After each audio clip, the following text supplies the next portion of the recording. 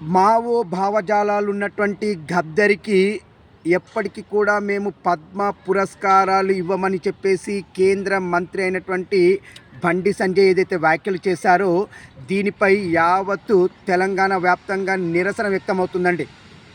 చాలామంది బండి సంజయ్ మాట్లాడినటువంటి మాటలను ఖండిస్తున్నారు. నేను కూడా ఖండిస్తున్నానండి. రియల్గా మరి మావో భావజాలం ఉన్నటువంటి గద్దర్కు మేము ఇయ్యమని మాట్లాడితే మరి మతానికి సంబంధించినటువంటి భావజాలాలు, ఆర్ఎస్ఎస్ భావజాలాలు, బీజేపీ భావజాలాలు ఉన్న వాళ్ళకి మీరు ఎలా ఇస్తున్నారు అవార్డులు అనేది నేను ఇక్కడ మిమ్మల్ని క్వశ్చన్ చేస్తున్నాను. అసలు ఈ అవార్డులకి ప్రాతిపదిక ఏంటిది అనేది కూడా ఇప్పటికీ అర్థమవట్లేదండి. గత కొన్ని సంవత్సరాల నుండి అవార్డులను చూస్తుంటే రాజకీయ ప్రయోజనాలని లబ్ధి చేకూర్చేలానే మీరు అవార్డులు ఇస్తున్నట్టు కనబడుతుంది. అందున చాలా సంవత్సరాలను చూస్తుంటే కొన్ని స్టేట్స్ వాళ్ళకి అవార్డులు అనేది బాగా ఇస్తున్నారు. అందులో తమిళనాడు, కర్ణాటక, మహారాష్ట్ర, వెస్ట్ బెంగాల్, కేరళ ఇలాంటి స్టేట్స్కి మాత్రమే ఇస్తున్నట్టుగా కనబడుతుందండి. మరి మీది బాగా ఆలోచించుకోవాలని నేను కోరుతున్నాను. ఇట్లు దినేష్ గంగసాని.